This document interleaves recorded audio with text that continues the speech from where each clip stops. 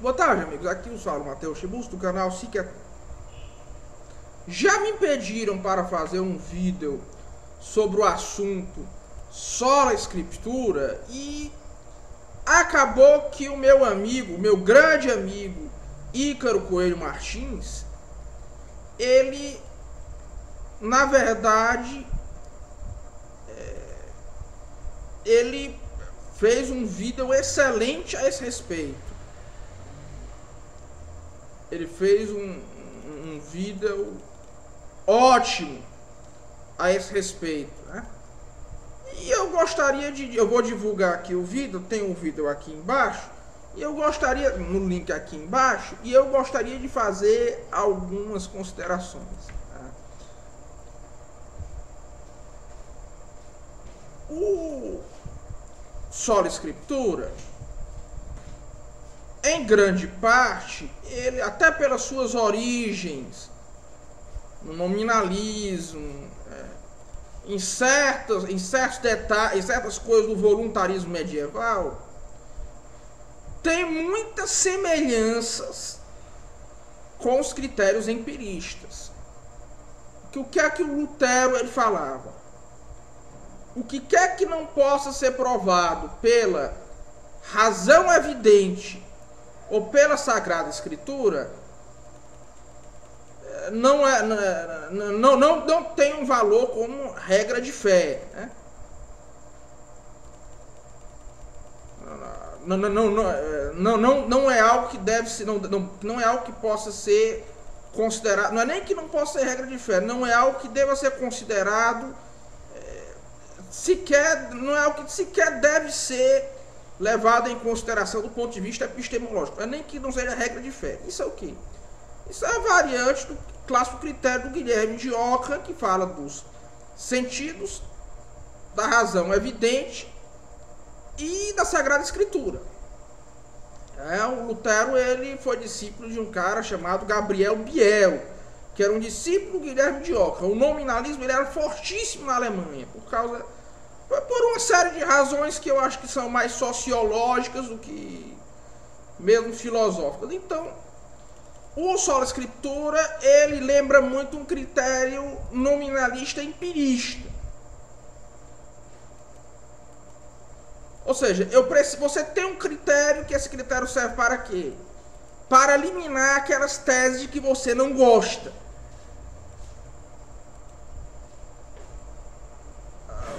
Todo protestante, quando você vai falar a ele, você vai questionar a respeito do sola escritura, os menos inteligentes, você pergunta, o sola escritura está na Bíblia? Os menos inteligentes vão dizer que não, mas se você for ver bem assim na Bíblia, tem uma passagem tal que pode ser interpretada de uma maneira em que vai sair de lá o sola escritura. Mas é interessante que, como o próprio Ícaro Coelho Martins fala, as regras e os passos pelas quais acontece essa dedução doutrinal no protestantismo, que a dedução doutrinal ela se segue necessariamente do sola escritura, não são exatamente iguais. Você pode, eu posso inferir o que eu quiser da Sagrada Escritura, você não tem os passos para fazer você não tem os passos para fazer essa suposta demonstração. E os protestantes mais inteligentes, eles vão dizer algo como, não, o sola escritura realmente não está contido na Bíblia, e se ele não está contido na Bíblia, então ele não é algo que possa ser demonstrado de modo algum, mas é algo que nós ainda assim, é um critério que nós ainda assim afirmamos, porque esse critério ele nos previne das heresias. O que nós achamos que é heresia dentro do catolicismo. Ou seja, você tem uma tese de que você não gosta. Então você cria um critério ad hoc para tentar manter esta tese e eliminar, não pode tentar manter as teses que você gosta e eliminar as que você não gosta. É a mesma coisa com o assim chamado garfo de Hume, né? História das relações de ideias e as relações de fatos, que não pode ser explicado nem em relação de ideias, nem em relação de fatos, além de ser um critério muito vago. Além de ser um critério muito vago. Mas por que é que o Hume o mantém? Porque esse critério elimina as teses de que ele não gosta.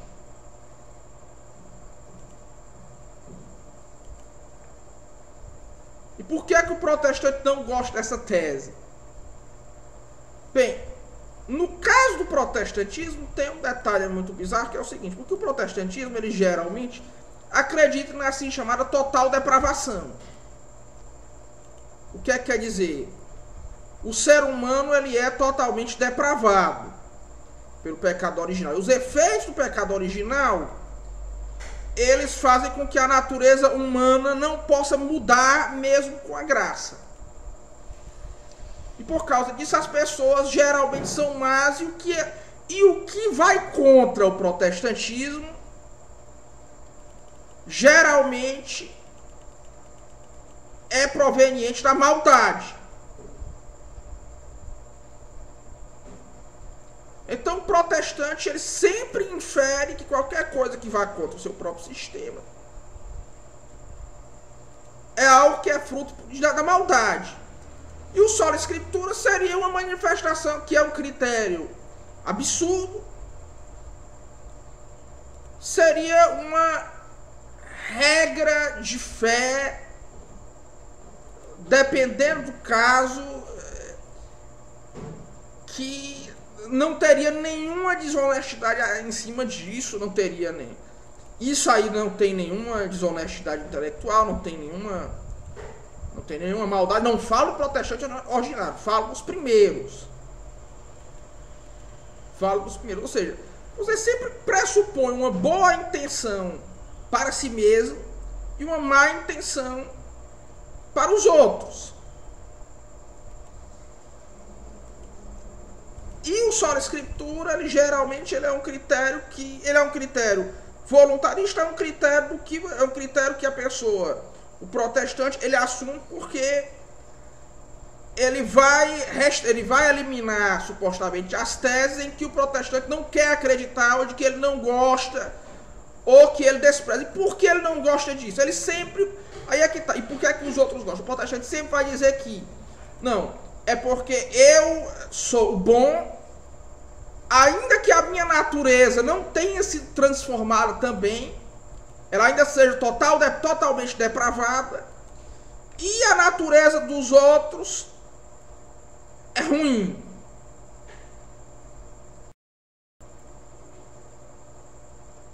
Então, esse critério aqui vai garantir as teses que são provenientes da fé, que ela vai contra essa total depravação. E é engraçado que os protestantes, eles sempre acreditam no seguinte. Por exemplo, o Lutero,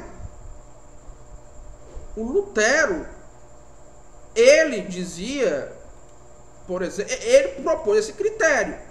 Os protestantes, embora eles acreditem na total depravação, ou seja, eles negam o princípio da caridade hermenêutica, quase todo apologista protestante, quase todo historiador protestante, ele não vai, de maneira alguma, jamais admitir que se faça uma interpretação pouco caridosa do Lutero. E as palavras dos próprios mestres do protestantismo devem ser tomadas de uma maneira caridosa quando a própria religião deles fala que todo mundo é totalmente depravado, e os próprios protestantes vão, geralmente, ao menos os apologistas, principalmente os calvinistas, porque são o único ramo do protestantismo que ainda faz apologética contra os outros ramos, contra o católico, os ortodoxos, até mesmo os outros protestantes, né?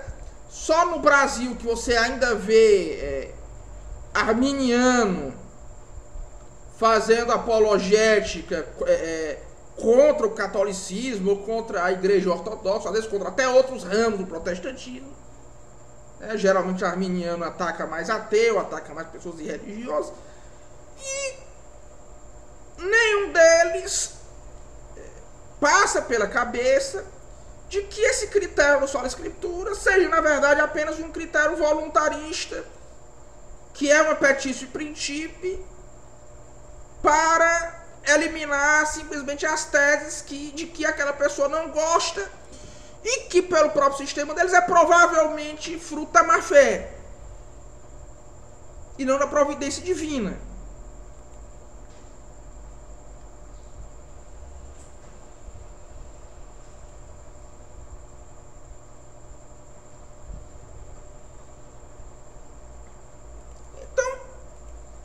Eu quero dizer que os protestantes são pessoas são pessoas melhores ou piores do que alguém, não. Mas parece-me que o protestantismo ele tem sim uma série de problemas lógicos e epistêmicos. Ao menos a sua regra formal, que é o sola escritura. O sola escritura, ele é, digamos assim, ele é a tese formal do protestantismo, a tese material sola fide. Então, parece-me que o protestantismo muitas vezes, não sempre, mas ele acaba sendo uma hermenêutica da suspeita seletiva, que só não é hermenêutica da suspeita em relação a eles mesmos. Apesar de que é irônico que é um calvinista que cunhou esse termo, hermenêutica da suspeita, o Paulo Ricoeur, por sinal um grande filósofo, e um grande crítico da modernidade também. Interessante que eu nunca ouvi mencionar a hermenêutica, a relação entre a hermenêutica da suspeita e o próprio protestantismo. Eu não sei, confesso que eu não sei se em algum momento ele trata desse problema, né? Do protestantismo como sendo uma hermenêutica da suspeita. Se alguém aqui soubesse, algum leitor nosso, católico ou talvez reformado, souber, eu peço que por favor me diga, porque eu no estudo que eu fiz da obra do Paulo Ricoeur, até agora eu não vi nenhuma referência a isso. Então você tem um outro problema ainda, que é a questão do cânone bíblico, que é o quê? Só a escritura, ela é, como eu posso dizer, só a escritura é a única regra de fé e moral, ela é materialmente e formalmente suficiente, mas o que é só a escritura? A escritura. Quais são os livros que formam o cânone bíblico? Quais livros são escritura e quais não são? O livro de Macabeus é escritura, o livro de Amós é escritura, o livro do profeta Jeremias é escritura, o Evangelho segundo João é escritura. Veja que pela própria Bíblia você não tem como de modo algum deduzir essa doutrina, porque ao menos segundo na Bíblia protestante, que é a Bíblia que tem um cânone diferente do cânone católico, não tem falando o que é que constitui a escritura e o que é que não contém, só se for na contracapa, mas aí foram os outros que colocaram. Você também não tem como deduzir pela Bíblia que o cânone bíblico é o que os protestantes dizem e não o que os católicos dizem, ou que o Alcorão não é a Sagrada Escritura. Você não tem como deduzir o que é a Escritura e o que não é. E mesmo dentro do protestantismo já teve muitos debates acerca da canonicidade das Escrituras. Por exemplo, Lutero, ele tentou descanonizar uma parte do Novo Testamento. Também.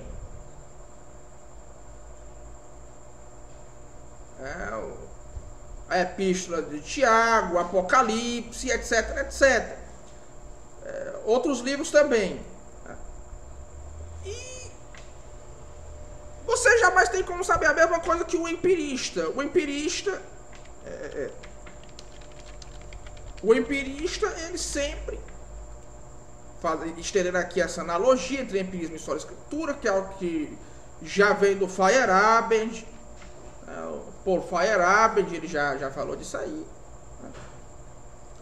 E o protestantismo, ele sempre precisa de coisas que não estão contidas na escritura, ao menos não univocamente, não no sentido literal.